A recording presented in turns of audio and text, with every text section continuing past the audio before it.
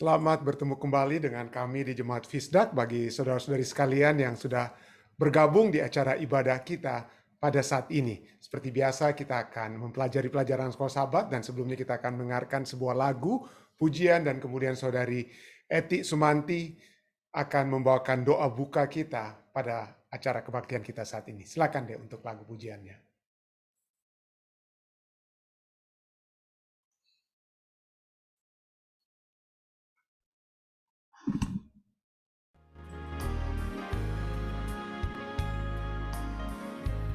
Sering kau bertanya tentang air mata, nampak beban melebihi kesanggupan.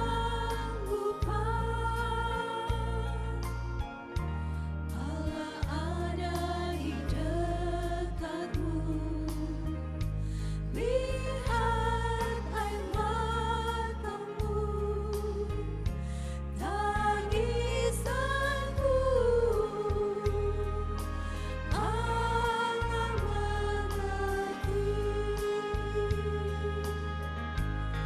Allah pun tahu kepedihan di hatimu. Dilihatnya tetes air matamu. Dia selalu bersamamu dan pegang tanganmu. Tangisanmu Allah mengerti.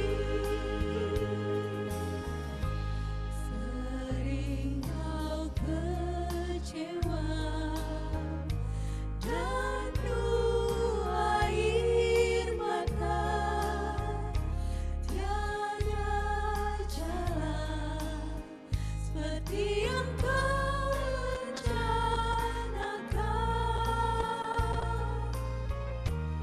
Allah tak lupakanmu dan dihapuskannya tangisanmu. Allah mengerti. Allah pun tahu kepedihan di hatimu. Dilihatnya tetes air matamu. Dia selalu bersamamu dan pegang tanganmu. Tangisanmu Allah mengerti. Tangisanmu Allah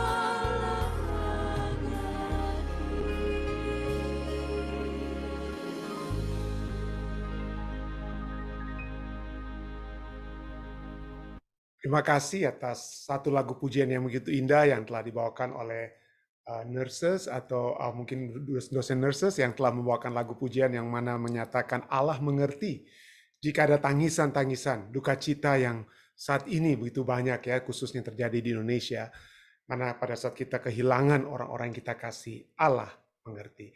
Sekali lagi terima kasih untuk lagu pujian tersebut. Baik, Saudari Eti Sumanti bisa tolong pimpin dalam doa buka kita. Mari kita sama-sama berdoa. Ya Tuhan Allah Bapa Semawi yang bertakhta dan yang di sorga, Bapa yang penuh kasih, Bapa yang kami sembah siang dan malam. Kembali Tuhan kami datang padamu, bersyukur berterima kasih banyak Tuhan atas segala berkat-berkat Tuhan sepanjang hari. Hingga pada sore hari ini Tuhan kami datang kepadamu kembali dengan penuh kesukaan dan untuk datang padamu memuji membesarkan nama Tuhan. Bapa di surga, kami akan memulaikan akan ibadah kami pada sore hari ini. Biarlah Tuhan, Roh Kudus bersama-sama dengan kami semua, agar apa yang kami dengarkan, kami pelajari sebentar, tidak lalu dengan sia-sia, melainkan lebih menguatkan iman percaya kami untuk hidup lebih hari, lebih dekat, lebih setia pada Tuhan hingga hari Maranatha. Ya Tuhan, pada pendeta Rantung yang akan memberikan pelajaran ini ya Tuhan, biar Roh Kudus bersama-sama dengan pendeta, agar apa yang dia berikan kepada kami hanya saja dengan kehendak Tuhan. Ya Tuhan, beserta dalam sepanjang acara ini Tuhan, bahkan sisa kehidupan kami serahkan ke dalam tangan Tuhan. Kehendak Tuhan jadi bukan kehendak kami. Terima kasih Tuhan selalu mendengar, menjawab doa kami. Terima kasih Tuhan selalu mengampuni dosa kami. Dalam nama Yesus kami berdoa mengucap syukur. Amin.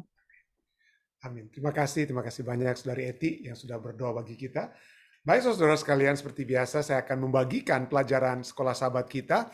Dan pada saat ini kita akan membahas tentang melakukan hubungan tentunya dengan orang lain dengan cara Tuhan.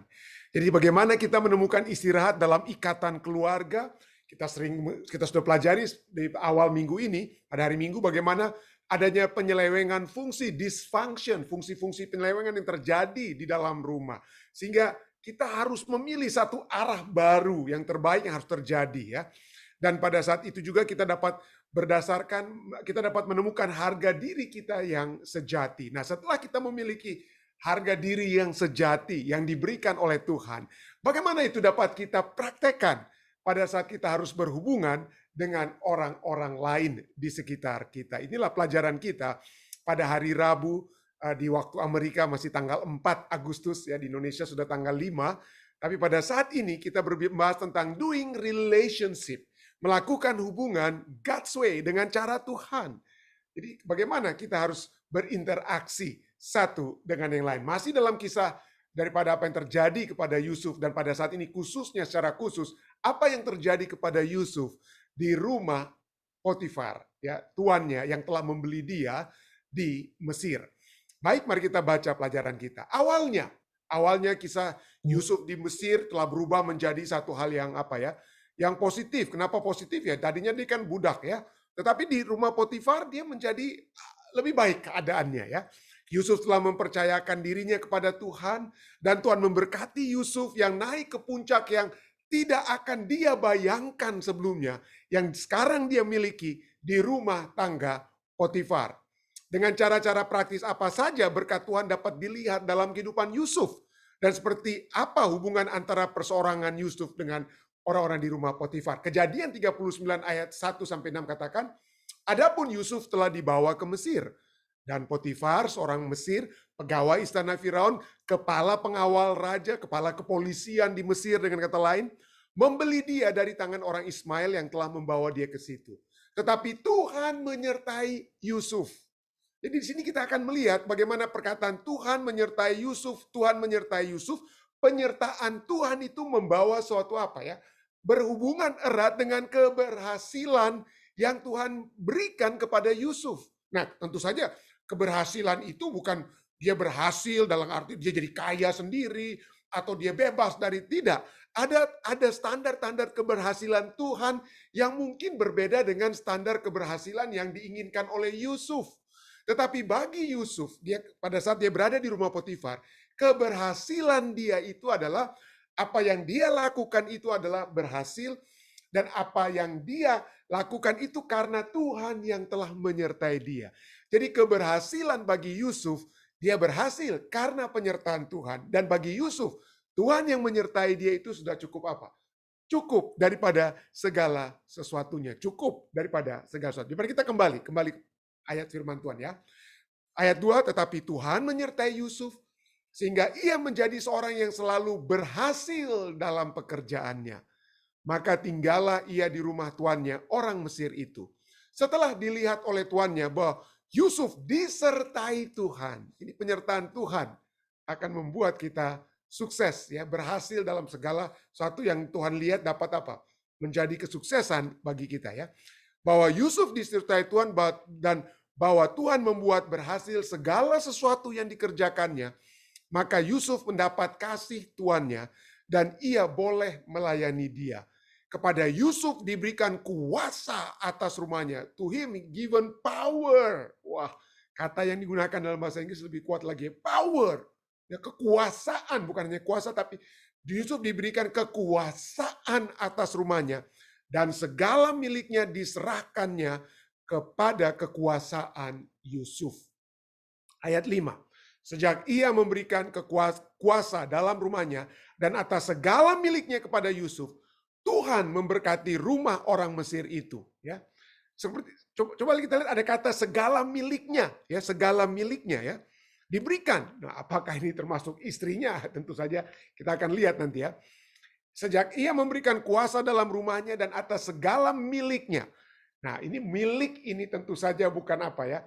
Bukan istrinya, karena istri daripada Potifar, ajaran Alkitab dia sudah menjadi satu daging dengan Potifar. Jadi itu bukan satu benda atau suatu hal yang dapat dikuasai oleh Yusuf, ya. Tetapi milik itu adalah benda-benda lain yang ada di dalam rumahnya. Jadi diberikan kuasa ya, segala miliknya kepada Yusuf. Tuhan memberkati rumah orang Mesir itu karena Yusuf. Sehingga berkat Tuhan ada atas segala miliknya, baik yang di rumah maupun yang di ladang. Jadi coba kita lihat. Oleh sebab ada orang yang setia, ada umat Tuhan yang setia, berkat Tuhan itu pun dapat disalurkan bahkan kepada orang yang tidak percaya Tuhan. Ya, tidak percaya Tuhan. Orang Mesir ini tidak menyembah Tuhan, tetapi berkat Tuhan tetap dapat disalur kepada apa? Melalui siapa? Yusuf, seperti hamba perempuan Naaman, ya. Jadi kepada siapapun saat ini kita sedang melayani, berkat Tuhan juga dapat tersalur kepada orang-orang lain ya. Ayat 6. Segala miliknya diserahkannya pada kekuasaan Yusuf dan dengan bantuan Yusuf ia tidak usah lagi mengatur apa-apa selain dari makanannya sendiri. Ya makanan itu urusan apa? Tuannya. Jadi tuannya itu apa? Kenapa? Makanannya itu diurus sendiri oleh tuannya karena mungkin Yusuf tidak mau memberikan makanan-makanan yang haram dengan kata lain ya, yang bagi Yusuf. Jadi Yusuf biarkan dia tidak akan korek lagi karena itu adalah urusan tuannya dengan ilahnya. Tapi bagi Yusuf dia tidak mau korek makanan tuannya ya.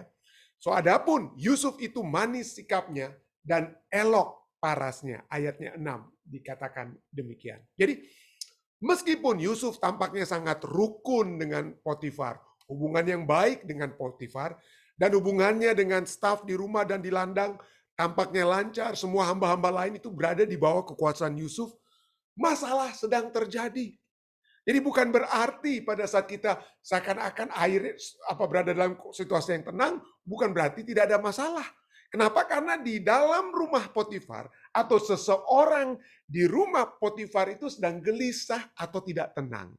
Apa masalah yang terkait yang dihadapi Yusuf sehubungan dengan orang ini yang gelisah dan tidak tenang? Bagaimana Yusuf kemudian memilih untuk mengatasi masalah yang dihadapi? Bacalah Kejadian 39 ayat 7 sampai 10. Nah, Kejadian 39 ayat 7 sampai 10 katakan apa? Selang beberapa waktu tuannya memandang Yusuf dengan birahi. Kenapa? Bahasa Inggrisnya katakan bukan hanya manis sikapnya, bukan hanya manis, tapi bahasa Inggris katakan dia memiliki apa? Tubuh yang perkasa dan wajah yang tampan. Jadi memang dia apa ya? Dia memang gagah dan ganteng dengan kata lain ya, pandangan manusia ya. Tapi jadi ini bukan satu-satunya ya, seperti perawakannya besar itu juga ditujukan kepada Daud ya dikatakan. Tetapi jarang Alkitab itu berbicara tentang orang yang ganteng, tampan. Tetapi memang ini khusus ya. Ini ada hal yang spesifik ditujukan kepada Yusuf ya. Kenapa? Karena dia memiliki satu keadaan yang cukup apa ya? Satu keberadaan yang cukup unik dengan kata lain ya. Apa yang dia lakukan, keadaan yang dia sedang alami, pencobaan yang dia sedang alami itu adalah hal-hal yang mungkin boleh katakan merupakan bagian yang penting untuk dapat kita pelajari. Dapat kita pelajari. Nah, nanti ini sebagai tambahan juga, tapi sebelum kita baca ayat ini saya ingin menambahkan. Anda tahu, penciptaan alam semesta itu hanya 3 fatsal. Hanya 3 fatsal. Dan Anda tahu, ya Abraham dan Nuh itu, Adam dan Nuh itu tidak banyak fatsalnya. Abraham itu juga hanya sekitar, kalau dalam kitab Kejadian itu hanya 20% itu berisi tentang kisah Abraham. Tetapi Anda tahu lebih daripada kisah Abraham, adalah kisah tentang Yusuf. Kitab Kejadian itu 30%. 30% dari kitab Kejadian itu berbicara tentang Yusuf. Kenapa? Karena dia menghadapi masalah-masalah seperti yang saat ini kita hadapi. Pencobaan-pencobaan yang kita hadapi. Tantangan-tantangan yang kita hadapi. Jadi inilah cukup menarik. Bagaimana kisah Yusuf itu mengambil bagian terbesar daripada para bapak-bapak perjanjian lama. Lebih daripada Abraham, lebih daripada Ishak, lebih daripada Yakub. Daripada semuanya itu yang paling banyak dibahas itu adalah tentang siapa? Tentang Yusuf. Jadi inilah, mari kita baca kembali ayat ini ya. Itu tambahan sedikit ya. Kejadian 39 ayat 7 sampai 10 katakan apa? Selang beberapa waktu istri tuannya memandang Yusuf dengan birahi. Lalu katanya, marilah tidur dengan aku. Ya. Tetapi Yusuf menolak dan berkata kepada istri tuannya itu. Apa yang dia katakan? Dengan bantuan tuanku itu tidak lagi ya, dengan bantuanku, tuanku itu tidak lagi mengatur apa-apa yang ada di rumah ini. Dan tuanku, ya Potifar, telah menyerahkan segala miliknya kepada kekuasaanku. Bahkan di rumah ini, tuan sendiri itu tidak lebih besar kuasanya daripadaku. Artinya, kalau Yusuf mau pindahkan perabotan ini, mau dipindahkan, tuannya itu nggak akan larang. Apa yang Yusuf mau atur, berapa dari hasil ladang yang mau dijual, berapa hasil ladang yang mau disimpan, tuannya itu biarkan Yusuf atur. Itu berada di bawah kekuasaan Yusuf. Segala sesuatunya itu Yusuf lebih berkuasa di rumah tangga Potifar, dengan kata lain, daripada Potifar itu sendiri. Ya. Jadi dikatakan ayat 9, bahkan di rumah ini ia tidak lebih besar kuasanya daripadaku. Dan tiada yang tidak diserahkan kepadaku selain daripada engkau. Sebab engkau istrinya. Engkau adalah istrinya. Yusuf sangat menghargai ikatan perkawinan di dalam rumah tangga. Dia mengetahui prinsip Alkitab pernikahan itu apa? Sesuatu yang telah disatukan oleh Tuhan, ayat Alkitab katakan, tidak boleh manusia pisahkan. Ya, segala sesuatu. Jadi kalau kita, pelajaran untuk kita juga ya, kalau kita melihat istri orang lain yang cantik dan menarik, walaupun istri orang lain itu memberikan tanda untuk kita suka dengan dia, tapi mari kita lihat ya, bahwa ada batasan-batasan yang Tuhan sudah tetapkan. Batasannya apa? Yang Tuhan sudah satukan, jangan manusia pisahkan. Siapapun Anda adalah manusia, tidak boleh memisahkan apa yang Tuhan sudah satukan. Jadi Yusuf sangat menghargai prinsip perkawinan antara Potifar dan istrinya.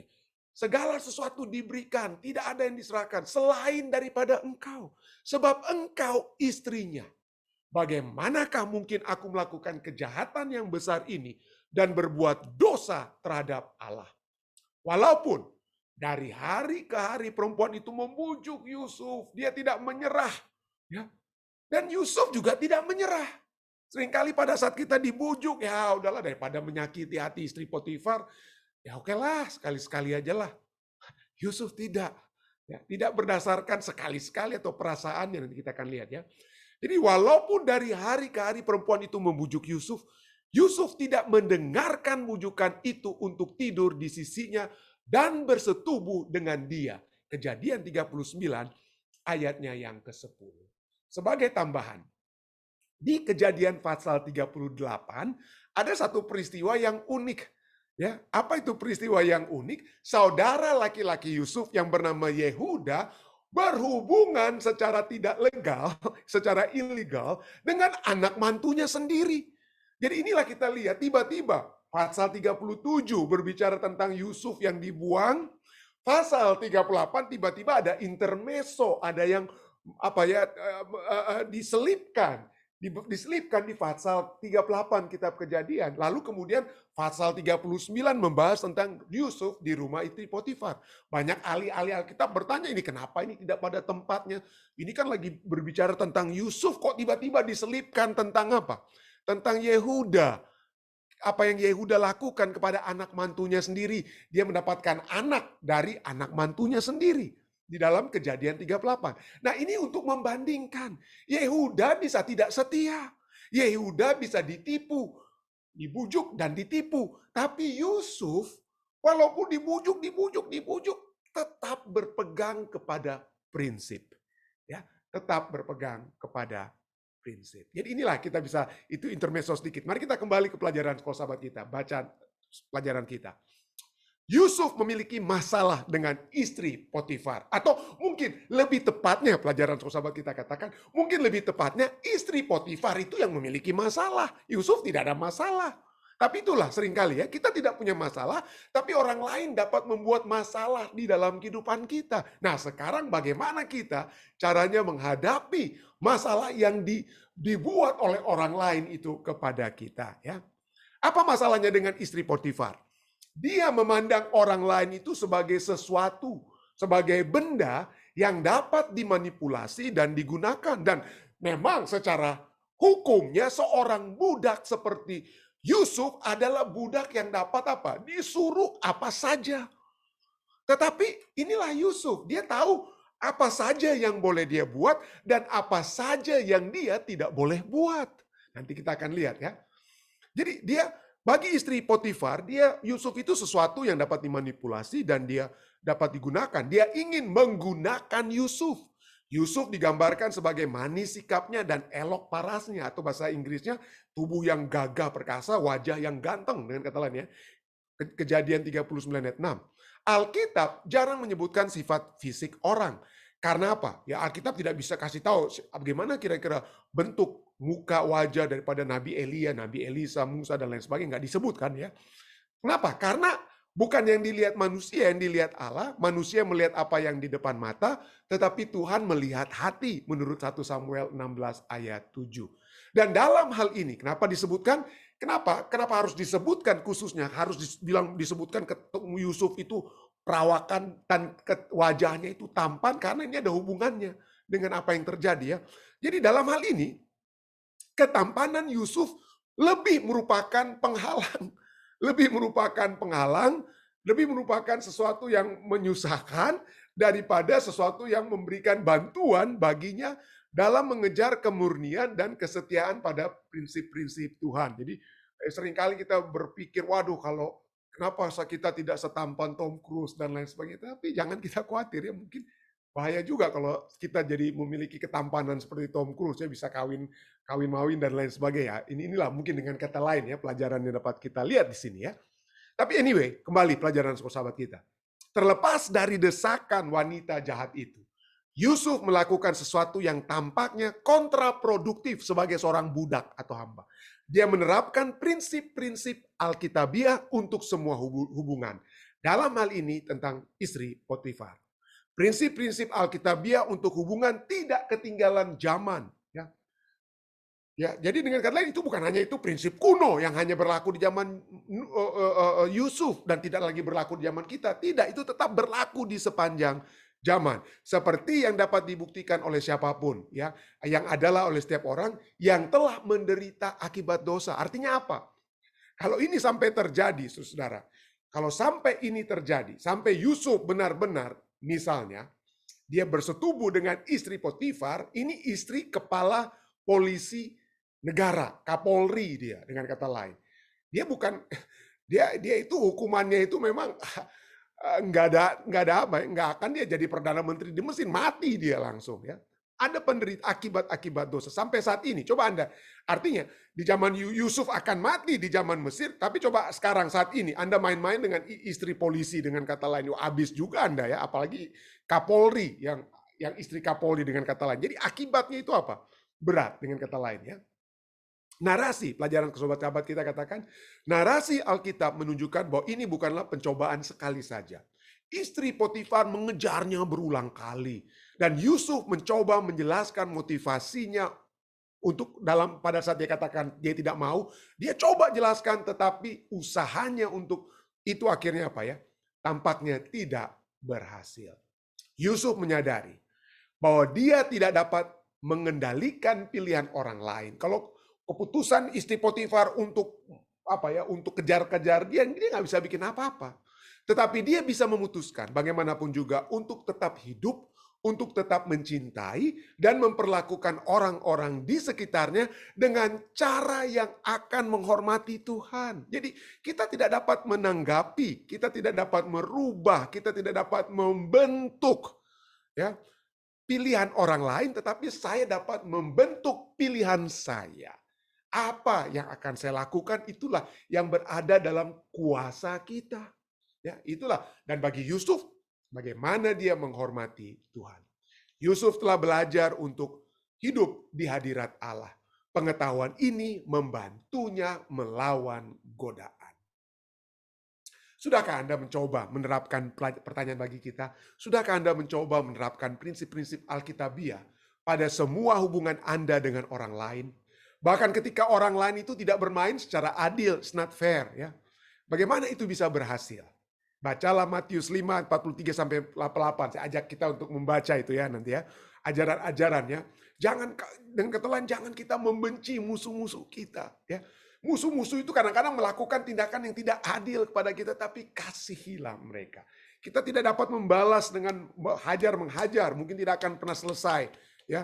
Balas-membalas dendam tersebut. Tapi kita dapat memilih untuk mengasihi musuh-musuh kita. Itulah Matius 5 ayat 43 sampai 48. Mengapa penting untuk hidup sesuai dengan prinsip Allah ini? Ini penting sekali ya. Nah, ini satu kisah yang sering kita dengar. Banyak orang sering bercanda main-main. Aduh, pendeta, kalau saya menghadapi istri Yusuf, wah, ambil kesempatan pendeta dalam kesempitan. Ya bukan salah saya, saya cuma diundang, saya diajak. Ya siapa sih yang nggak mau? Nah itu manusia sering katakan ya, siapa manusia yang bisa mengalahkan kecantikan istri Potifar? Oh, Kapolri itu istri mereka itu bukan orang sembarangan.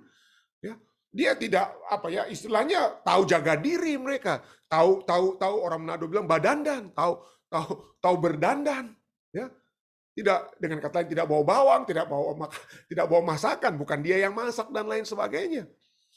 Jadi sangat menarik. Istri Potifar itu bukan orang tua-tua sekali, tidak, sangat menarik. Ya. Dan banyak orang katakan kita tidak mungkin menghadapi penggodaan. Ya. Kenapa? Karena dari sononya, kita sering katakan dari sononya, kita memiliki nafsu birahi. Manusia selalu katakan itu ya. Memang kalau kita melihat apa yang diajarkan oleh Sigmund Freud yang katakan bapa dari psychoanalytic theory, dia katakan bahwa keputusan-keputusan manusia atau pemikiran manusia itu dapat dibagi kepada 3 level. Yang level pertama itu seperti batu es. Kalau Anda di daerah daerah dingin seperti di Amerika dan di Eropa ya, khususnya di dekat kutub utara maupun selatan, Anda seringkali akan dapat melihat ada bongkahan es seperti di kapal seperti film Titanic gitu. Kelihatan kecil sekali yang di atas bongkahan yang kelihatan di atas permukaan air, tapi di bawah permukaan air itu kadang-kadang bongkahannya itu lebih besar. Jadi yang kelihatan itu adalah pemikiran-pemikiran yang kita lakukan secara conscious. The conscious mind, pikiran yang apa? Yang kita ingin sampaikan, yang kita katakan, yang kita ucapkan, ya. Tapi di bawah sedikit daripada conscious mind itu adalah penengah antara unconscious yang tidak kita sadari dan yang kita sangat sadari, pikiran yang kita sadari, ya, yang di atas. Yang kedua itu namanya pre-conscious mind, ya. Pre-conscious mind atau subconscious yang secara tidak sadar. Jadi misalnya Yusuf ya. Yusuf dia tidak mau bersetubuh dengan istri Potifar. Itu dia punya conscious mind, katakan Yusuf. Dia katakan itu pada istri Potifar, saya tidak mau bersetubuh dengan apa? Bersetubuh dengan engkau. Kenapa? Karena dia memiliki pre-conscious mind. Dengan kata lain, kalau kita coba paksakan apa yang dilakukan oleh Yusuf, karena dia pre-conscious mind daripada Yusuf adalah ini ajaran orang tua saya. Orang tua saya katakan jangan sembarangan dengan istri orang lain. Jadi pre-conscious atau subconscious mind itu berdasarkan ajaran-ajaran yang kita sudah terima, makanya kita katakan oh tidak, terima kasih, no thank you. Tetapi menurut Sigmund Freud, sesungguhnya ya di dalam diri setiap umat manusia, kita memiliki unconscious mind.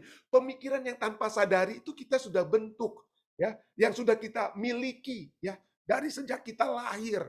atau mungkin sebelum lahir sekalipun. Ada unconscious mind. Unconscious mind itu nama lainnya adalah id. I-D, I dan D ya, id. Ya. Dan id ini adalah apa ya?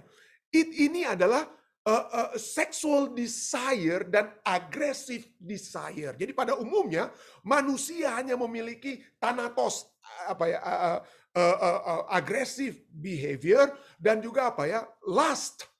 Jadi kita ingin memiliki apa?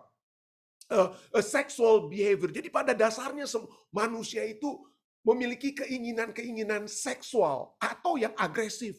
Jadi walaupun di luar kita boleh baik-baik saja, tapi di dalam diri kita itu begitu kita melihat sesuatu yang menantang, entah laki-laki yang ganteng bagi para wanita atau wanita yang cantik dan seksi, wah keluarlah keinginan seks kita. Makanya Sigmund Freud punya psychological analysis inilah digunakan untuk menarik manusia untuk beli produk-produk di dunia. Advertensi itu pada umumnya selalu ditawarkan oleh orang-orang yang apa? Yang kalau nggak ganteng, kalau untuk produksi ini untuk wanita yang mau pakai, ditunjukkan laki-laki yang ganteng dengan tubuh yang diminyaki tanpa pakai baju. Waduh, supaya ya the sexual desire, sexual instinct dari wanita itu akan keluar. Atau bagi laki-laki, mau beli mobil saja, mobil itu ditawarkan oleh wanita dengan pakaian yang minim, pakaian yang seksi, supaya keinginan seksualnya keluar. Jadi kita beli mobil itu di apa ya? Pada saat kita mau beli mobil dengan ditawarkan advertensi di TV, digabunglah dengan apa ya? Dengan nilai-nilai seksual yang katanya Sigmund Freud itu sudah ada dari sononya, ada di dalam diri kita. Jadi itu semua muncul. The unconscious mind itu apa ya? Ada dalam diri kita semua. Makanya banyak orang katakan bodoh itu kalau sampai Yusuf itu nggak mau apa ya, karena siapa sih yang bisa tolak?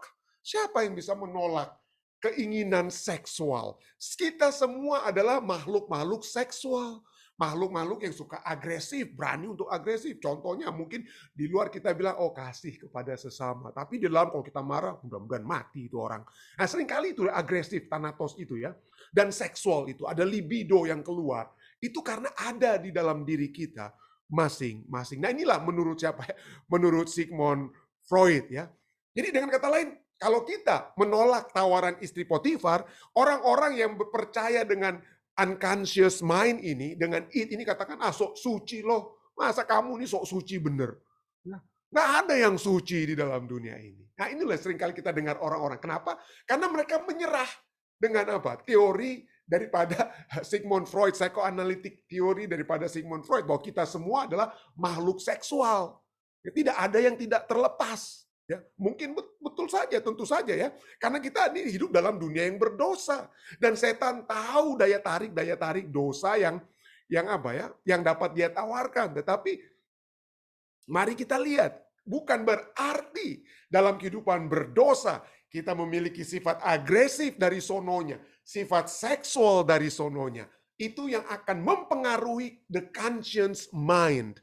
Ya, keputusan yang kita harus lakukan. Kita harus mengikuti kehendak Allah dengan kata lain. Itulah sebabnya kita seringkali berbicara ini kehendak Tuhan. Oke, ini kamu saya dibilang oh sok suci ini pendeta Rantuk, oh sok suci ini saudara A, saudara B, saudari B atau C, Anda sok suci. Kenapa? Ya kita bukan soal apa-apa. Memang Tuhan menghendaki kita untuk suci. Kata lain, kita nggak bisa tidak. Ini adalah kehendak Tuhan. Imamat 11 ayat 44 katakan apa? Sebab akulah Tuhan Allahmu, maka haruslah kamu menguduskan dirimu, dan haruslah kamu kudus. Allah tidak katakan, oh, mudah-mudahan kamu bisa jadi kudus ya. Mudah-mudahan kamu bisa mengalahkan unconscious mind kamu. Enggak. Tuhan katakan haruslah kamu kudus. Kenapa? Sebab aku ini kudus. Dan ayat firman Tuhan itu berbicara tentang kekudusan demi kekudusan Tuhan. Kudus, kudus, kuduslah Tuhan semesta alam. Seluruh bumi penuh kemuliaannya. Yesaya 6 ayat 3. Wahyu 4 ayat 8. Kudus, kudus, kuduslah Tuhan Allah. Yang maha kuasa, yang sudah ada dan yang akan datang. Kita semua, jangan apa, pada saat orang bilang, sok suci loh, kamu sok suci. Ya, memang Tuhan menghendaki Tuhan menghendaki kita bukan supaya sok suci, tetapi masuk ke dalam proses penyucian. Kita sudah, pada saat kita menerima Yesus, kita masuk ke dalam proses pembenaran. Kita dibenarkan. Namanya bahasa Inggrisnya justification. Lalu nanti kita pada saat menjelang kedatangan Yesus yang kedua kali, kita akan memiliki proses atau masuk pada satu poin namanya glorification. Kita dimuliakan. Tetapi dari perjalanan kita mulai dari justification hingga ke glorification, kita harus mengikuti satu jalan yang namanya sanctification. Kita harus melalui proses penyucian. Tanpa menjalani proses penyucian, kita tidak bisa dapat dimuliakan. Musa pada saat dia tiba-tiba Tuhan menampakkan dirinya harus tanggalkan kasut. Kenapa? Karena Tuhan katakan tempat ini suci. Allah itu kudus, Allah itu suci. Yang hanya bisa menghadap hadirat Tuhan itu bukan orang yang sok suci, tetapi orang yang sudah disucikan. Ya, orang yang sudah disucikan. Dan sekali lagi, nanti kita akan lihat, proses penyucian ini bukan karena saya kuat, karena saya bisa menahan keinginan seksual saya dan lain sebagainya. Tetapi ini karena kuasa Tuhan yang Tuhan berikan kepada kita. Itu bukan karena kekuatan saya. Sanctification ini sekali lagi bukan karena kuasa saya. Tetapi sekali lagi jangan kita sepelekan. Jangan kita rendahkan proses penyucian. Jangan kita bilang, siapa sih yang mampu untuk hidup suci? Mampu, karena ada Roh Suci, ada Roh Kudus yang akan menguduskan kita. Ya, jadi Tuhan ingin supaya saudara dan saya dikuduskan.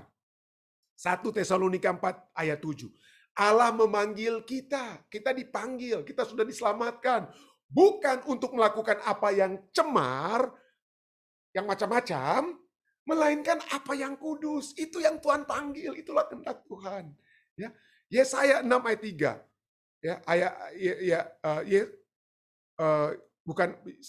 Ini bukan Yesaya 6 ayat 3 ya. Ini 1 Tesalonika 4 ya.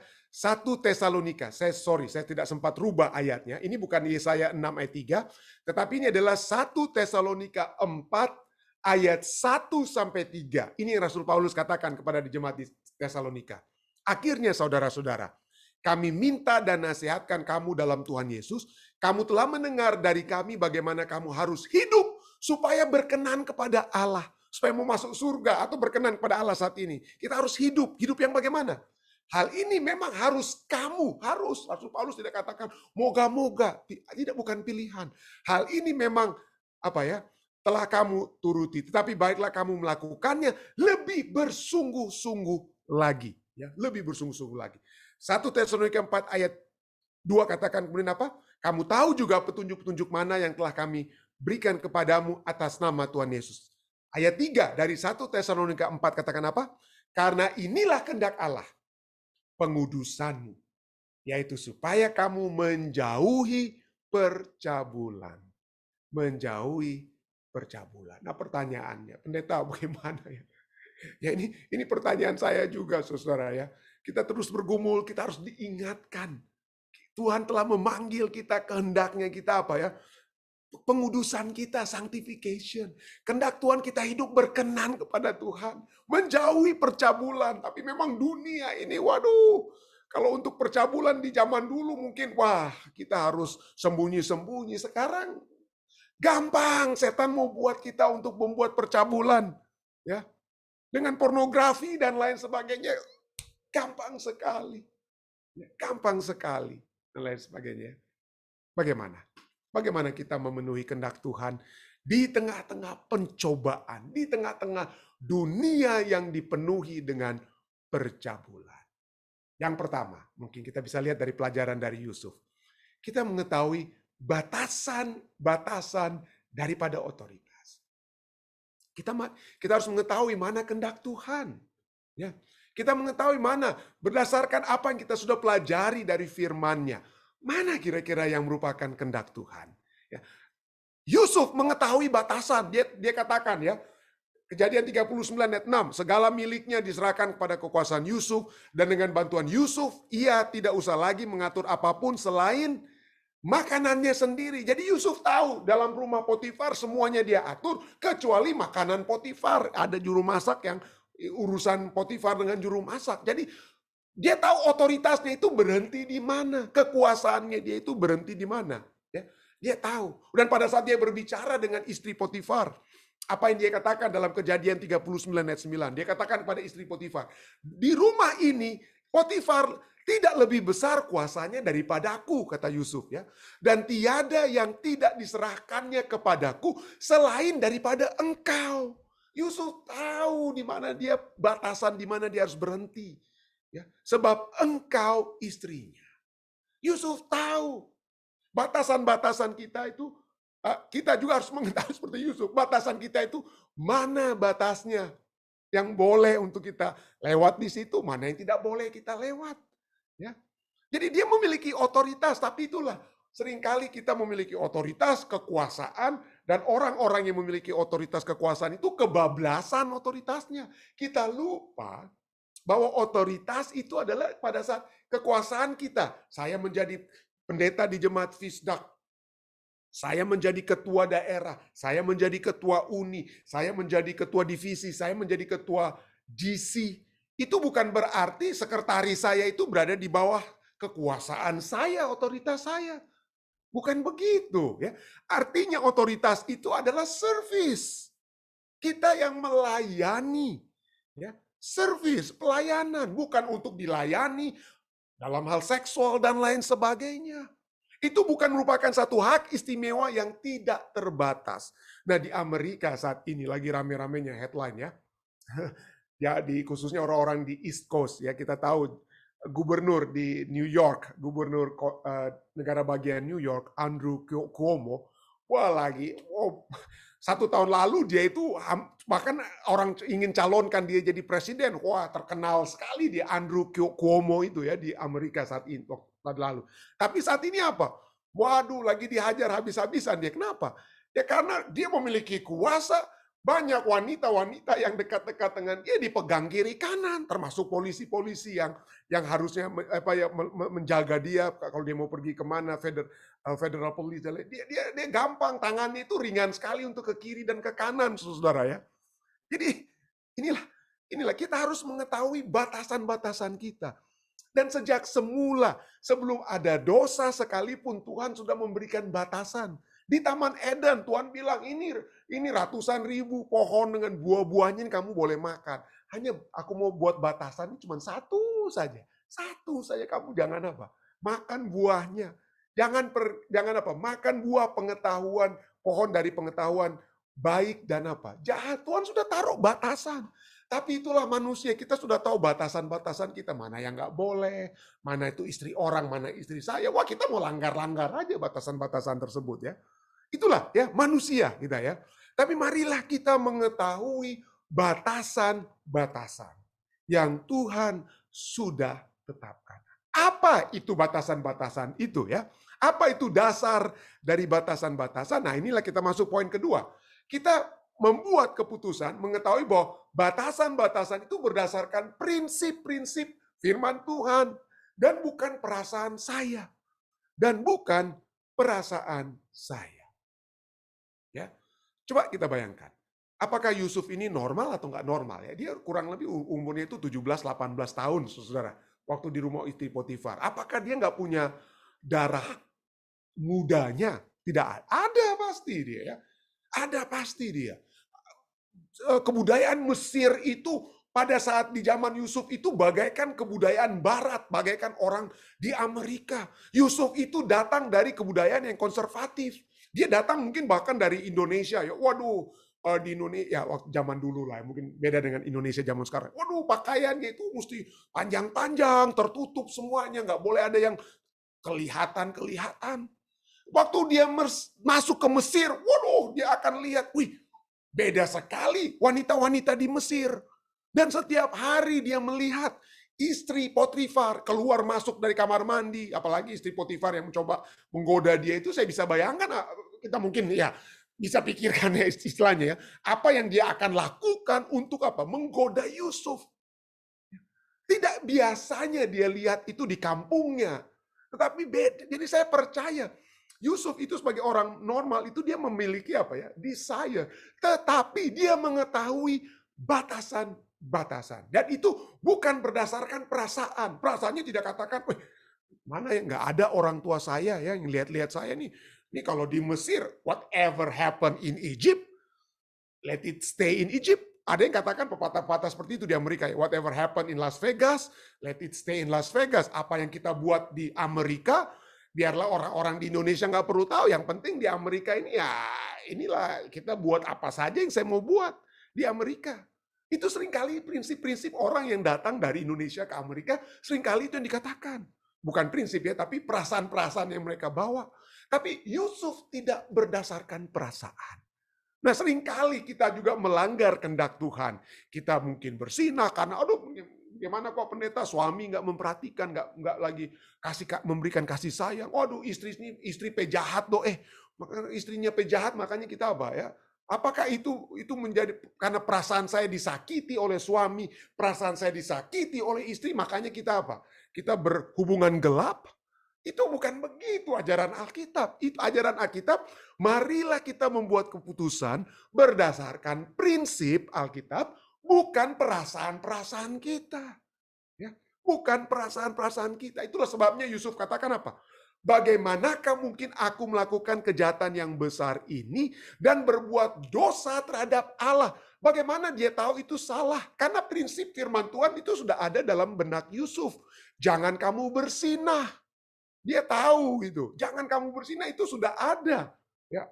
Itu sudah Tuhan tekankan. Ya mungkin tidak tertulis seperti yang sudah 2 loh batu yang ditulis kepada Musa, tetapi prinsip-prinsip kebenaran kalau kita baca itu sudah dipegang oleh Abraham dan itu sudah secara lisan diturunkan turun-temurun. Dia tahu apa itu dosa karena ada prinsip-prinsip firman Tuhan yang menyatakan apa itu dosa. Dan salah satu prinsip firman Tuhan yang menyatakan apa itu dosa adalah jangan kamu bersinah. Prinsip dosa lainnya adalah apa yang sudah disatukan Tuhan, jangan manusia pisahkan. Jangan ada yang masuk di tengah-tengah, dengan kata lain. Jadi inilah diketahui oleh Yusuf, dia berdasarkan prinsip dan bukan apa? Bukan perasaan. Yakobus 1 ayat 14 ayat dan sampai 15 katakan apa? Tetapi tiap-tiap orang dicobai oleh keinginannya sendiri. Kita dicobai karena ada keinginan. Setan tahu mana yang kita dicobai dengan nafsu makan kita, atau nafsu seksual kita, atau nafsu ini dan nafsu itu. Ya kita diseret dan dipikat oleh apa? Keinginan-keinginan kita. Dan apabila keinginan itu telah dibuahi, ia melahirkan dosa. Dan apabila dosa itu sudah matang, ia melahirkan maut. Ia melahirkan maut. Dan inilah ya. Inilah dosa itu adalah membawa kepada apa? Kepada maut. Dan Yusuf tahu itu dia. Makanya dia membuat keputusan berdasarkan prinsip. Dia tidak mau berdosa kepada Allah dan bukan perasaan mudanya, anak mudanya mungkin mau-mau saja. Tapi dia berdasarkan prinsip. Dan yang ketiga, dia menyadari dosa itu sebagai kejahatan yang besar. Dia katakan apa? Bagaimanakah mungkin aku melakukan kejahatan yang besar ini dan berbuat dosa terhadap Allah? Lihat, satu hal juga yang penting ya. Dia menyadari kejahatan itu apa? Sangat besar. Sangat besar. Great sin. Great. Bahasa Inggrisnya, how can I do this great wickedness? Bahasanya wickedness. Wickedness itu apa ya? Waduh, kebrutalan dengan kata lain. Brutal. Kalau dia sampai bersetubuh dengan istri Potifar, dia melakukan kebrutalan yang apa? Kebrutalan yang besar. Kenapa? Karena dia menghilangkan kepercayaan Potifar. Kepercayaan itu mahal, saudara-saudara. Ini kepercayaan Kapolri. Kapolri punya kepercayaan. Dia pegang kepercayaan tersebut. Dan bagaimana Anda, kalau Anda adalah Potifar, kalau Anda ya ada orang yang mau apa? Main-main dengan istri Kapolri. Waduh, habis-habisan. Tapi inilah ya, saya percaya Potifar itu, ayat nanti kita akan pelajari juga ya. Potifar itu marah, dikatakan dia marah ya. Tapi ayat Alkitab tidak katakan dia marah kepada siapa. Tidak dikatakan dia marah, tapi maka marahlah Potifar. Itu saja ayat Alkitab, titik. Maka marahlah Potifar. Tidak dikasih tahu dia marah ke Yusuf atau ke istrinya atau kepada dirinya yang seringkali sibuk mungkin tinggalkan istrinya. Nggak ada yang tahu. Tetapi kalau memang betul-betul dia yakin Yusuf yang betul-betul bersetubuh dengan istrinya, hukuman buat Yusuf itu bukan masuk penjara. Mati hukuman Yusuf, saudara. Bukan masuk penjara. Dia tahu Yusuf. Kenapa? Karena dia percaya. Dia percaya kepada Yusuf. Dan Yusuf menjaga kepercayaan tersebut. Jadi ini satu kebrutalan yang besar karena bukan hanya dia berbuat dosa terhadap Allah, melanggar hukum Allah, tetapi pada saat dia bersinah, dia juga akan melanggar kepercayaan Potifar yang begitu besar kepada dirinya. Inilah kejahatan yang besar itu ya. Dia katakan apa? Kejahatan yang besar karena dia akan menghancurkan kepercayaan Potifar dan berbuat dosa ya, berbuat dosa terhadap Allah. Ya, itu yang dia Itu yang betul-betul dia jaga. 1 Korintus 6 ayat 9 sampai 10, atau tidak tahukah kamu, firman Tuhan katakan, bahwa orang-orang yang tidak adil tidak akan mendapat bagian dalam kerajaan Allah. Janganlah sesat. Ini Yusuf tahu dengan kata Yusuf, walaupun ini belum tertulis di zaman Yusuf, ya, ini ditulis oleh Rasul Paulus di Korintus. Yusuf tahu, ya, pada saat kita berbuat dosa dengan bersetubuh, bersinah dengan istri orang lain, ya, maka apa yang terjadi? Orang yang cabul, penyembah berhala, orang bersinah, banci, orang pemburi, pencuri, orang kikir, pemabuk, fitnah, penipu, tidak akan mendapat bagian dalam kerajaan Allah. Dan ini adalah dosa yang apa? Paling besar. Artinya dia akan terpisah dengan Allah. Yusuf akan terpisah dengan Allah kalau itu dia lakukan. Dia sadari dosa ini akan memisahkan saya dengan Allah. Tapi bukan itu saja, seperti sebelumnya ya. Itu yang paling utama, terpisah dengan Allah. Tapi yang lainnya, yang nggak enaknya juga, bukan nggak enaknya, yang memang salahnya juga adalah kejahatan besar. Karena efek daripada keputusan itu, kita lihat apa ya? Utamanya itu kepada Allah dan bukan hanya manusia. Jadi Yusuf dapat saja berkata aku kejahatan yang besar, itu mengindikasikan kepercayaan kepada Potifar. Dengan kata lain ya, efek pada setiap keputusan kita. Yang terutama dan yang pertama adalah itu menghancurkan hubungan kita dengan Tuhan. Tapi riak-riak daripada efek tersebut kalau hubungan kita itu dengan Tuhan sudah hancur oleh sebab kita melanggar kehendak Tuhan dengan percabulan itu apa? Kita kehilangan kepercayaan keluarga kita. Kalau kita melakukan percabulan tersebut, apapun bentuk percabulan tersebut, ya, maka itu akan merusak hubungan kita dengan istri, dengan suami, dengan anak-anak, dengan apa? Dengan sesama. Ya, inilah kita harus menyadari bahwa dosa itu adalah suatu kejahatan yang besar. Tapi puji Tuhan, kita tidak dibiarkan sendirian. Tuhan tetap memberikan kasih karunia ya. Tuhan memberikan kasih karunia pada saat kita datang kembali. Pada saat kita berbalik, 7 kali orang benar jatuh. Tapi pada saat kita bangkit kembali mengakui kesalahan kita, meminta Tuhan untuk memberikan kekuatan, Tuhan akan memberikan kekuatan kepada kita. Itulah poin yang keempat dan terakhir. Poin keempat dan terakhir katakan apa? Setelah kita mengetahui batasan-batasan otoritas kita membuat keputusan berdasarkan prinsip dan bukan perasaan. Kita menyadari dosa itu sebagai kejahatan yang besar. Maka kita yang terakhir adalah menerima kuasa Roh Kudus. Kita harus meminta kuasa Roh Kudus dan firman Allah untuk terus menguatkan kita, mengingatkan kita, menyatakan pada kita, pendeta Rantung, Tuhan menginginkan, Tuhan mengharuskan kekudusanmu. Tuhan menghendaki engkau agar dapat berjalan bersama dengan Allah yang kudus. Dan pada saat Tuhan katakan, dia mengharapkan, bukan dia mengharuskan, maka Tuhan memberikan kuasanya, kuasa Roh Kudusnya, dan kekuatan dari firman Tuhan, supaya kita dapat selalu diangkat dan dikuatkan pada saat kita berjalan di tengah-tengah pencobaan. Galatia 5:16 katakan apa? Maksudku ialah, Rasul Paulus katakan, hiduplah oleh Roh, hiduplah oleh Roh. Rohlah yang akan menuntun kita. Roh Kudus akan menyadarkan kita akan kesalahan kita. Roh Kudus akan menguatkan kita supaya tidak jatuh lagi dan seterusnya ya. Hiduplah oleh Roh, maka kamu tidak akan menuruti keinginan daging.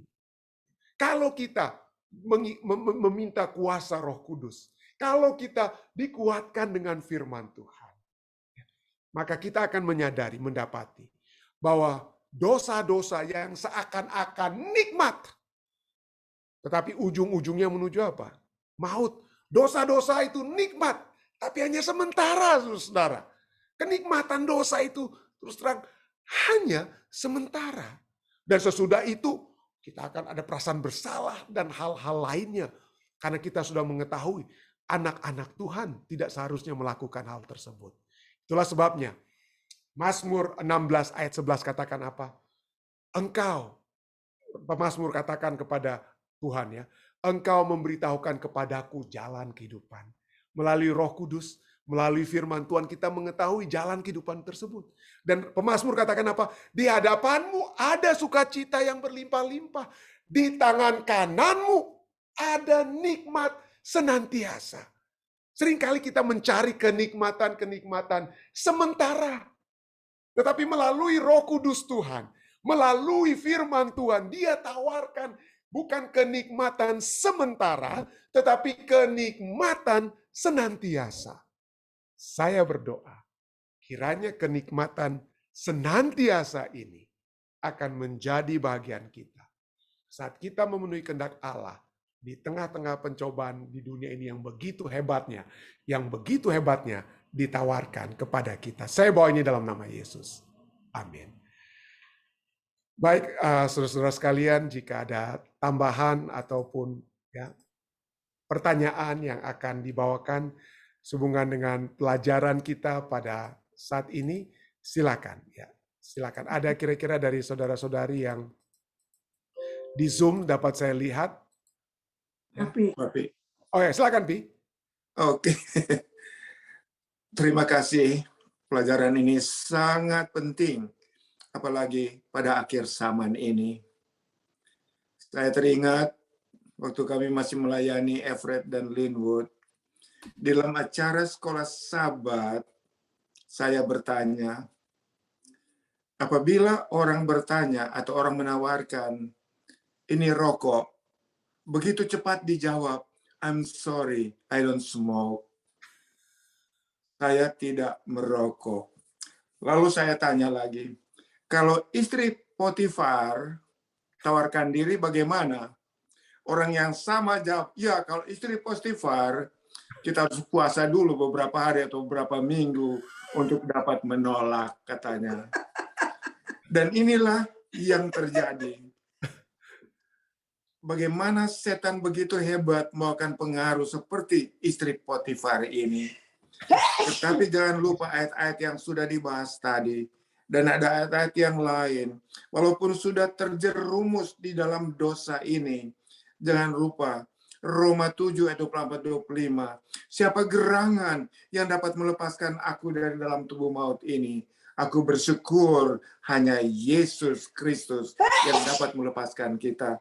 Dan Roma 8 ayat 1, apa dikatakan Roma 8 ayat 1 di sana sangat jelas, bahwa di dalam Kristus tidak akan ada lagi apa katanya? Tidak akan ada lagi penghukuman. Jadi kita serahkan hidup kita ini supaya dituntun oleh Roh Kudus sama seperti Yusuf menang dalam pergumulan. Tuhan juga berikan kepada kita kemenangan dalam pergumulan yang kita hadapi ini. Thank you. Amin. Terima kasih banyak Pak. Baik, ada lagi dari Om Rain mungkin? Silakan Om Rain. Terima kasih. Pendeta sudah sangat komplit dan saya setuju dengan apa yang Papi katakan tadi.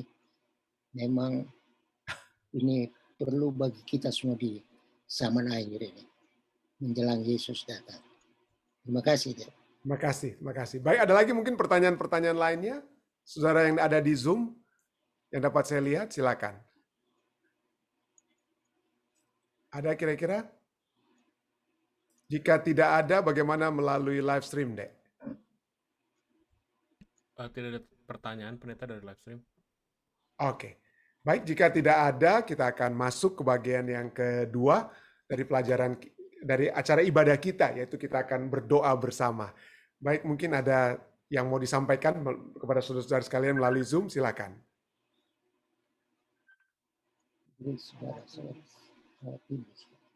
Ada kira-kira melalui Zoom? Kita bersyukur Saudari Eti ya, Eti Sumanti yang sudah memimpin dalam doa buka. Dia sudah tiba dengan selamat di New Jersey ya, sudah kembali dengan selamat ya. Dan kita tentunya akan doakan pendeta muda juga, pendeta muda Tulus dan Saudari Iin dalam perjalanan mereka ke Sacramento ya, ke California ya. Pada saat ini kita juga di rumah kita masing-masing tentu kita bisa doakan pendeta muda Tulus ya dan Iin yang dalam perjalanan mereka. Baik, ada saudara lainnya?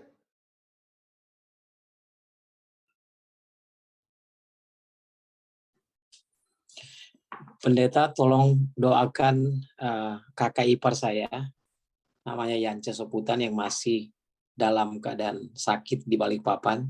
Oh, Mereka satu keluarga. Ya. oke. Makasih, Pendeta. Terima kasih Saudara Ketua Angli Lelaki.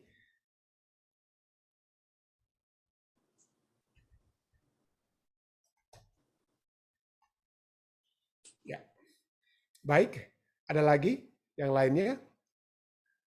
Jika tidak ada yang melalui ini ya, live stream, mungkin dari Zoom tidak ada lagi, dari live stream silakan deh. Ada beberapa nih pendeta. Yang pertama dari keluarga Evangelo, katanya tolong doakan orang tua dari mamanya Angel yang sedang sakit, namanya Nilda Perez. Lalu dari Tante Omi katanya tetap doakan Enos Pangalila yang sedang sakit. Dan ada silent request dari Ibu Pendeta Paruntu dan juga dari Ibu Ika Lintang dan keluarga lelaki senior pendeta. Oh, dan Baik. Teni Abutan pendeta katanya makin kritis di ICU. Oh, sorry. Oke. Ya. Oke. Baik, jika ada lagi?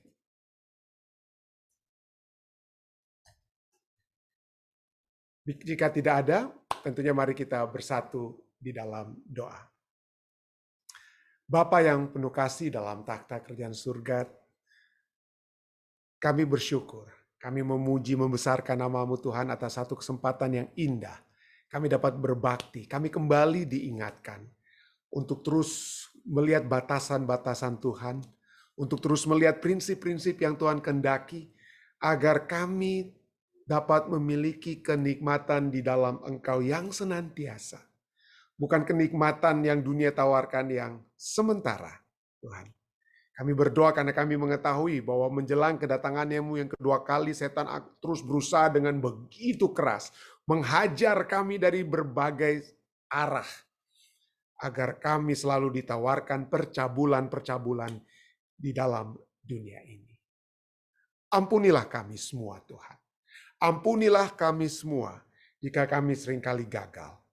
Kuatkanlah kami semua, Tuhan, agar kami dapat terus-menerus bertahan. Agar dengan Roh Kudus yang hidup di dalam diri kami masing-masing, agar kuasa firman Tuhan yang selalu mengingatkan kami akan terus menggedor hati pikiran kami, sehingga pertumbuhan kehidupan yang sesuai dengan kehendak-Mu, perubahan karakter dapat terjadi, sehingga kami akan terus-menerus dibawa ke dalam satu proses penyucian yang bersejati dengan kuat kuasa yang Engkau berikan untuk menjadi anak-anak-Mu yang sejati, Tuhan. Kami berdoa, Tuhan, kiranya kekuatan demi kekuatan surga akan terus menjadi bagian kami, Tuhan. Pada saat ini kami datang untuk bersyukur, Tuhan. Kami sekali lagi bersyukur atas satu hari yang waktu Amerika Tuhan sudah berikan kepada Saudara Elisa Siregar. Kami berdoa kiranya penyertaan surga akan terus menjadi bahagiannya. Kami bersyukur Tuhan telah menyertai perjalanan Saudari Eti Sumanti dari California. Telah kembali ke New Jersey dengan tidak kurang suatu apapun. Telah bertemu dengan keluarga di California, telah memberikan kekuatan kepada keluarga di California. Dan kiranya kekuatan surga akan terus menjadi bahagian keluarga-keluarga daripada Saudari Eti. Dia rindu untuk kami selalu mendoakan keluarga mereka yang ada di California. keluarga Sumanti ada di California, yang ada di Washington State, Om Fritz dan Tante Kathleen dan keluarga mereka, yang ada di Indonesia, kakak-kakak keluarga ada di Indonesia, kami berdoa juga untuk mereka. Kami juga berdoa kiranya penyertaan surga menjadi bahagian dari pendeta muda Tulus Nainggolan dan saudari Ginny Nainggolan Sains Solar, Tuhan. Dalam perjalanan mereka saat ini menuju ke California dengan urusan-urusan yang perlu diurus di sana. Kami berdoa Tuhan memberikan kesuksesan. Tuhan memberikan yang terbaik yang dapat terjadi di dalam kehidupan mereka. Dan segala urusan-urusan ini Tuhan akan berlangsung dengan baik dan kami akan memuji, membesarkan nama-Mu. Kami bersyukur Tuhan karena untuk saat ini di New Jersey ada keluarga-keluarga yang sudah bersuka cita oleh sebab hasil-hasil daripada keputusan-keputusan pengadilan dan yang sudah membawa keluarga-keluarga yang ada di New Jersey memiliki satu kesempatan juga yang indah sehubungan dengan status keimigrasian mereka.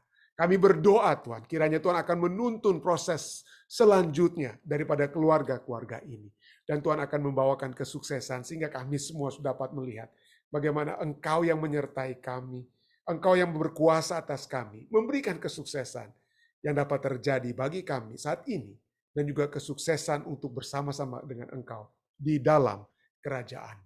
Kami ingin berdoa bersama-sama dengan keluarga, Ketua Angli Lalaki, keluarga Lalaki Soputan, yang mendoakan kakak daripada saudari Lucy, saudara Yance Soputan di Balikpapan yang dalam keadaan sakit. Kami berdoa Tuhan, kiranya Tuhan akan menjamah keluarga ini dengan kekuatan yang Tuhan dapat berikan. Hamba-Mu juga ingin mendoakan secara khusus saudari keluarga Abutan yang mendoakan saudari mereka, Teni Abutan, yang saat ini dalam keadaan kritis di ICU. Tuhan, jika Engkau bertanya kepada keluarga Abutan dan pada kami semua, kami ingin menyatakan bahwa jika kami dapat menyatakan kerinduan kami rindu agar kesembuhan surga dapat menjadi bagian saudara atau saudari kekasih kami, Teni Abutan ini. Tapi kami serahkan beliau ke dalam tangan kasih-Mu, karena Engkau lebih mengetahui daripada apa yang kami kehendaki. Engkau adalah Allah yang Alfa dan Omega. Engkau mengetahui segala sesuatu dari awal hingga akhir. Tetapi jika Tuhan ada kemurahan-Mu, jika ada hal yang dapat menjadi kekuatan yang dapat kami bagikan, dan itu dapat terjadi pada saat kesembuhan itu terjadi, biarlah kehendak itu terjadi Tuhan. Biarlah kehendak-Mu itu terjadi. Kami juga ingin terus menyerahkan saudara-saudari kekasih kami lainnya yang juga dengan pergumulan-pergumulan kesehatan mereka atau pergumulan kerohanian mereka. Kami terus mendoakan Bapak Alden Sihotang, Bapak Johan Tambun, Tante Yeni Poluan Tuhan. Dan kami juga ingin mendoakan Ronald Tuhan yang selalu Ronald Walean yang Ibu Ice selalu ingin kami bawakan dalam doa agar kekuatan surga, kesehatan surga dapat menjadi bagian mereka. Juga Jonah dengan keluarganya Tuhan akan selalu mendapatkan kerinduan untuk kembali dalam satu persekutuan dengan umat-umat-Mu dan memperoleh kekuatan yang sejati. Kami juga ingin membawakan dalam doa Bapak Enos Pangalila Tuhan, yang juga dalam keadaan sakit saat ini di Jakarta. Kiranya kesembuhan dari surga dapat menjadi bagian beliau Tuhan. Kami juga ingin berdoa bersama-sama dengan Evi dan Angel Louis akan kesehatan ibu yang mereka kasih yang ada di Cuba. Kami berdoa Tuhan, kiranya Tuhan akan memberikan kesehatan dan kekuatan kepada Ibu Perez, Nilda Perez Tuhan. Sehingga dengan kekuatan kesehatan dari surga, itu bukan hanya memberikan kesukaan bagi Evi dan Angel Louis, tapi bagi kami semua Tuhan. Oleh sebab kekuatan yang Tuhan sudah berikan kepada mereka. Kami berdoa untuk seluruh umat-umat Tuhan yang sudah datang berbakti pada saat ini Tuhan. Hamba-Mu secara khusus ingin berdoa bagi keluarga Sumendap Sembiring, bagi Regan dan Arda Tuhan dalam kehidupan mereka. Kiranya kekuatan penyertaan kasih surga akan menjadi bagian mereka. Dan kiranya dengan kasih tersebut Tuhan, mereka akan semakin dikuatkan di dalam iman mereka. Mereka akan menjadi kekuatan bukan hanya bagi diri mereka masing-masing, tetapi juga bagi keluarga mereka, bagi anak-anak yang Tuhan sudah percayakan kepada keluarga ini. Hamba-Mu juga ingin berdoa bagi Tante Feli Walewangko, Feli Sumendap Walewangko Tuhan. Kami berdoa kiranya Tuhan akan selalu memberikan kesehatan jasmani, untuk terus menemani kesehatan rohani yang terus-menerus akan menjadi bagian Tante Feli. Dalam pekerjaan-pekerjaan yang dia lakukan, kiranya Tuhan memberikan kesehatan. Dalam pemahaman akan kehendak Tuhan dalam kehidupannya, biarlah roh Tuhan akan selalu menyertai Tante Feli. Dan pada saat ini juga Tuhan, hamba-Mu ingin mendoakan orang-orang tua kami yang sudah berbakti bersama-sama dengan kami. Bapak, Ibu Siregar, Papi dan Mami di South Carolina, Om Rain dan Tante Evelyn. Dan juga kami ingin mendoakan Ibu Montang juga yang selalu bersama-sama dengan kami. Sertailah dia, sertailah orang-orang tua kami ini. Dan juga saudari kami, saudari Esther Tani Welonda, Tuhan. Sertailah dia dan keluarganya. Dan kiranya dengan penyertaan Tuhan yang pasti kepada seluruh umat-umat Tuhan, baik mereka yang berbakti bersama-sama dan juga yang berbakti melalui live stream dengan permohonan-permohonan pribadi mereka, seperti saudari Ike Lintang, seperti juga Ibu Pendeta Paruntu dengan permohonan pribadinya, Om Yan dan Tante Sin, Ibu Marta, Ibu Ellen pun, dan semua yang sudah selalu berbakti. Kiranya Tuhan mendengarkan permohonan-permohonan mereka. Jawablah Tuhan sesuai dengan kehendak-Mu, dan biarlah mereka melihat jawaban tersebut yang hanya membawakan kekuatan iman dan sukacita yang pasti di dalam Engkau. Terima kasih Tuhan. Engkau sudah mendengar dan menjawab doa kami. Karena permohonan-permohonan ini, doa-doa ini Tuhan telah kami bawa. Hanyalah di dalam nama Yesus Kristus, Tuhan dan Juru Selamat penebus kami. Amin. Sekali lagi terima kasih banyak saudara sekalian yang sudah berbakti bersama-sama dengan kami. Sampai bertemu kembali besok ya di waktu yang sama dengan satu pembahasan ya. Terakhir sebelum kita tiba kepada kesimpulan ya pada hari Jumat malam waktu Amerika. Kita akan membahas bagaimana kelanjutan daripada kisah Yusuf ini. Tetap jaga kesehatan, ikuti protokol kesehatan, tetap hati-hati dalam perjalanan Anda. Stay safe, stay healthy. Tuhan memberkati kita semua. Pendeta lupa, pendeta. Ini iparnya Bang Michael meninggal. Saudari Christine punya apa? Adik.